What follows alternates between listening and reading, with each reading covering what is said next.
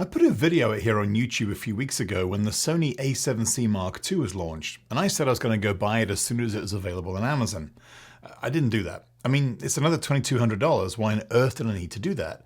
It's the same price as the A7 Mark IV. My A7C is already way more capable a camera than I'll ever need. And I also have an A7R IV, so why on earth would I need to buy an A7C Mark II? So I didn't buy one. I bought the A7CR instead. Now, why did I do that? Why did I buy it? And what are the key differences to the A7C, the original one? Well, in this video, I'm going to focus on the key differences that I'm seeing. This is not the spec sheet, okay? And this is not really about the sensor. Well, maybe a little bit about the sensor, but we'll do that later in the video. Before I bought the A7CR, I didn't find a lot of information about some of the things online that I'm looking at right now, just lots and lots of repeats of the Sony spec sheet. So that's really why I'm doing this video for you today. Let's start though with the overall concept of these A7C cameras, the C being for compact. It very much follows the design language of the Sony A6000 APS-C cameras, the original one being launched in 2014. Now that range is still current today with the Sony A6700. So the A7C took that design language, that rangefinder style, and then put a full frame sensor in it, which at the time was a sensor from the Sony A7 III, which is an awesome camera, fantastic sensor. This created a super compact camera with very high performance in terms of image quality for photography and for video, with perhaps some corners cut for things like buttons, ergonomics, and so on. So let's start with the body of the A7CR. It's a tiny bit larger than that original A7C with a much improved grip. The grip's now covered in the same material as the grip on the A7R IV and is much more comfortable than the A7C. On the top plate, there's not a huge amount of change. The control dial's been cleaned up a bit, mainly because there's a switch underneath it for video, photo, and the S&Q settings. And also the exposure compensation dial has had all the EV numbers removed from it, which presumably means you can do other things with this dial too, which is a bit annoying actually. There is now a scroll wheel on the front of the A7CR. This is extremely welcome and was probably the most important thing that I saw on the camera when first launched that made me started to think about buying it. Because I'm generally using an A7R IV, I rely on the front and back scroll wheels to be changing the aperture with the front and the shutter speed with the rear one. That's how I've pretty much set up my cameras for many years. The lens is at the front, so aperture control is at the front. The shutter and film sensor is at the back, so the rear wheel adjusts the shutter speed. Simple really, but it's worked for me for many, many years. With the A7C, I wasn't able to do that because there was no front scroll wheel, so I had to rely on this dial on the back. And you've always got to be careful scrolling that dial because you put a little bit too much pressure on somewhere and you end up pushing the button instead of rotating it, and then you change a setting and you don't realize you changed that setting until you look afterwards and then it's too late and you wonder what the heck you changed. The camera is very small, and in my hands it's extremely small. I am 6'2" and 200 pounds. So I don't expect it to fit comfortably in my hands. I guess there's a trade-off between having a grip large enough for my hands to completely grip the camera and then have something small and light enough, which is the whole point of the A7C range of cameras in the first place. Now the A7CR does come with this additional grip which bolts onto the bottom, which is actually very well made. It still allows you to access the battery if you need to, and also there's a tripod socket on the bottom that's well positioned. Now in reality, I don't think I'll ever use this grip unless I'm using one of my larger GM zoom lenses. Otherwise it's kind of defeating the object of it being small. Now it does come with the A7CR. Doesn't come with the A7C Mark II. If you want to buy it for that one, that's another $150. Now, even though the body is very small and very light, I can actually grip it with two fingers, which allows me to control the camera with the other two fingers in the same hand. So in theory, I can do this one-handed and access pretty much every control without having to resort to a second hand. But in most cases, I'm usually balancing my camera on my left hand, regardless of how big or small the lens is. And then my right hand really is just completely free of any gripping duties to access any control that I want. But sometimes you want to just hold the camera in one hand, and this actually, for me, works pretty well. Now, the ergonomics don't really match those of a larger Canon body or the Sony full-frame bodies, such as the A7 IV or the A7R V, but it's much smaller than those. I'm prepared to accept the lack of ergonomics, because in return for that, I have a much smaller, lighter, and much more discreet camera as a result. Now, I want to talk about rattles. $3,000 camera rattling? Well, it's because of the IBIS mechanism, the in-body stabilization system. Now, the A7C also rattles, which I'm recording on, so I can't show it to you, but also my A7R IV rattles. That other rattle, I'll talk about that in a sec. Now, the rattle on the A7CR just feels a bit more pronounced and sounds a bit more pronounced as well. Maybe it's because it's a higher spec IBIS, I really don't know. But what is missing from this camera is the really irritating rattle of the neck strap holders, or the toggles on the side of the camera. This has been a problem with Sony cameras for years. Sony A6000. Sony A7R4, a $3,000 camera. Now, this is a $3,000 camera as well with a $1,200 lens on it. When you're holding a camera like this, you don't want it to sound all rattly. You want it to feel and sound like a solid camera. And these things here on the older cameras have just been annoying me for every year that I've had Sony cameras. So the fact that they fixed that, I'm not making a big deal of this, but trust me, I was taking these things off, which made it super difficult then to put straps on. They fixed it.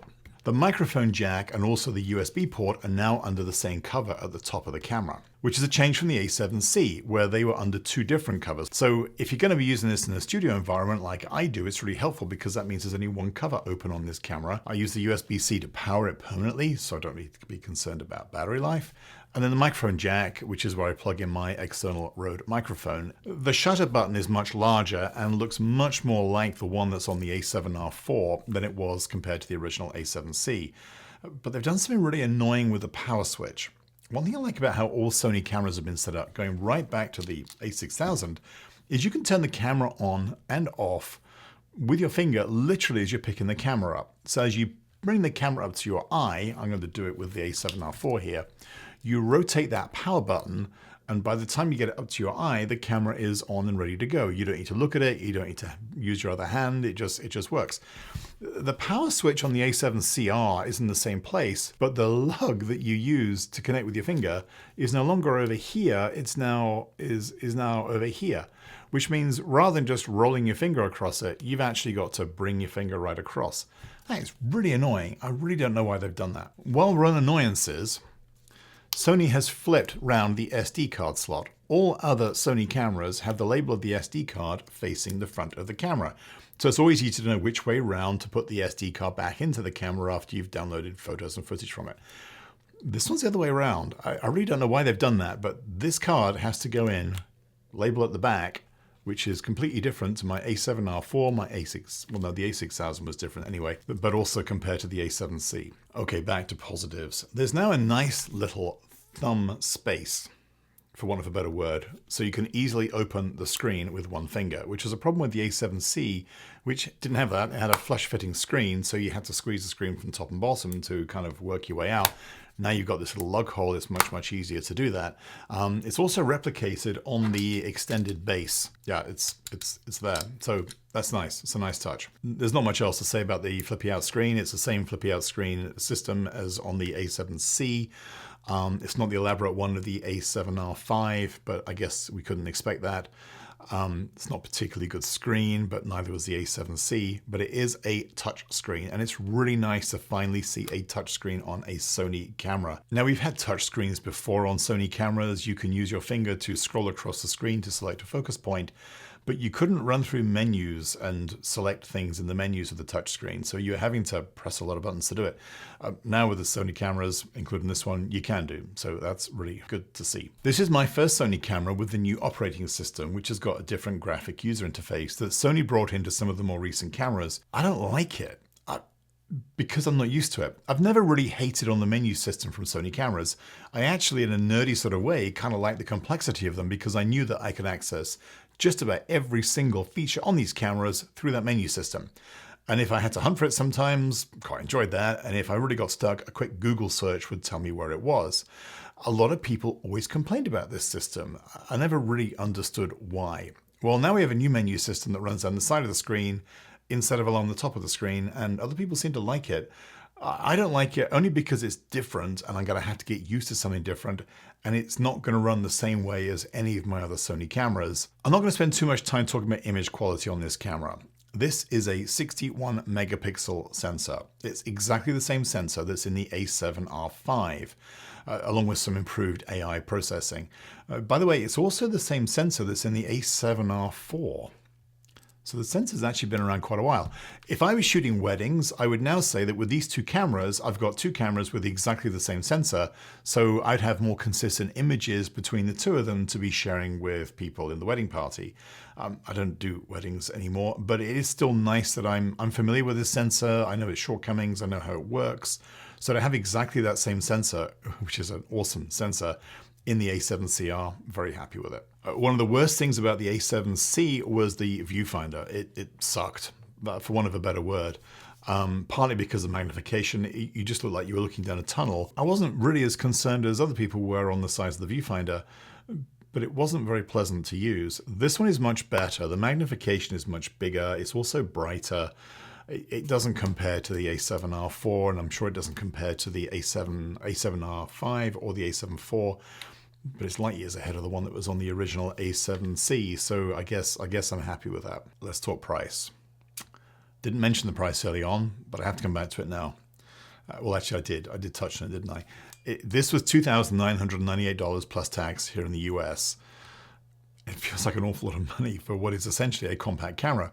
I have to keep reminding myself that it's a very capable full-frame compact camera with an awesome sensor in it. Even so, I can't really justify to myself the amount of money I'm spending on cameras today. It's actually the same price as I paid for my A7R4 when I bought that camera in early 2021. That was also just under $3,000. Now the A7R5 is now nearly $4,000. So for this sensor, there's still a significant saving compared to the A7R5. You can still buy the A7R4 for $3,000, so I guess there's something to be said for why would you buy the A7CR when you could buy the A7R4 with the same sensor and a lot more body in the camera for exactly the same price. Which really brings me to the question I keep asking myself, which is why the heck did I want to buy the A7CR in the first place? This is replacing my A7C, which is my regular day-to-day camera. I'm generally using the A7R4 when I'm doing portraits in a studio with longer lenses, or when I'm doing something more critical, which includes portraits, where I need the reassurance of two card slots, which the A7CR doesn't have. But if I'm out and about traveling, I want to use more compact lenses and a more compact body because I want to be light, small, and a lot more discreet. I don't want to look like that guy with a big expensive camera. I'd rather look like the guy with a small point and shoot that doesn't know what he's doing and doesn't have a camera to do any harm anyway. It's so much easier to blend in that way and capture some outstanding images because you know it's an awesome sensor in there with some great optics on the front of it too. Plus I use the A7C for YouTube videos because it has a flippy out screen, it's 4K, and the A7CR will do that too. Now I know there are some limitations on the A7CR when it comes to video, but for the sort of thing I'm doing, nah, it's not. I think if you're a dedicated video shooter, it doesn't make sense to consider this camera. I'm not really a dedicated video shooter. My videos are generally shot in manual, but I don't do any real post-processing of the footage afterwards before I publish it here on YouTube, other than just edit it. Maybe I should. Most of the videos I do are for YouTube. So for me, a small compact camera that's also super discreet, 61 megapixel sensor that can also do video is a good combination of features for someone like me. So my original plan was to buy this and then sell my original A7C on eBay and maybe get between $1,000 and $1,200. That will go some way towards the $3,000 I spent on this camera. That's what I told myself. That's also how I justified it to Mrs. C. But I need a second body for video. And I have to say, every single video I've shot in the studio for YouTube has been on this A7C. So I've had some shared experiences with that camera. So I'm not going to sell it. Don't tell Mrs. C that. It's our secret, okay? So if I think about the killer features that really drew me to the CR rather than the A7C2, well, I guess these features are on the A7C2 as well, but here are the main ones. Firstly, better viewfinder. Secondly, probably the main one, front scroll wheel here. But the third one, if I take this lens off, and you may or may not be able to see this, the shutter's closed. Every single Sony camera that I've had, being a mirrorless camera, has had the sensor exposed when you swap lenses. When you swap lenses, with the best will in the world, you're going to get dust on the sensor. If you get dust on the sensor, with photographs, you can remove it. There's a few clicks and stuff, and it takes a bit of time, maybe a couple of coffees, or a glass of wine, but you can do it. With video, it's really, really difficult, and it's really annoying to have to do it, and in most cases, I end up reshooting. which means I have to carry a little squeezy blower, which is on the shelf over there, I think. I think so. Which is really annoying. I mean, I haven't had to carry blowers with Canon cameras since the 30D, which is what, nearly 20 years ago. This camera and the A7C Mark II, and I think some of the other more recent cameras as well, you can now set the shutter to close when you switch the camera off. So even going right back to the first full-size or full-frame mirrorless camera from Canon, the EOS R, even that one closed off the shutter over the sensor when you turned it off, so you could change lenses without getting dust on it. So it's taken Sony a bit of time to catch up with that. But really, those are the main reasons I like it. The fact that the SD card is the wrong way around, and the fact that they have moved this little lug on the power switch. It's kind of annoying, but certainly not going to switch me off this camera. This, by the way, is with the 24mm f1.4 GM prime lens from Sony, which is an awesome lens. And as you can tell from here, actually, even with the lens hood on, but with the lens hood off as well, it's pretty small and discreet. And really, you've got an incredible package here. $4,400, I think, in total. But you've got an incredibly powerful photography package here that is so small and discreet, I think you can take it pretty much anywhere. I'm going to be taking this camera out and about in the coming weeks, and then I actually have an international trip coming up at the end of December, which is going to take me about a month. So I'm really super excited, and that was probably the main reason why I decided to buy this camera at this time. I'm really looking forward to that trip, and I'm really looking forward to having this camera as my partner with it. My name is Julian. I do videos on anything that I can run with, bike with, hike with, and film with. So if this is useful and you want to see more videos like this, please do consider subscribing to the channel. Thank you so much for watching. I look forward to seeing you in the next video.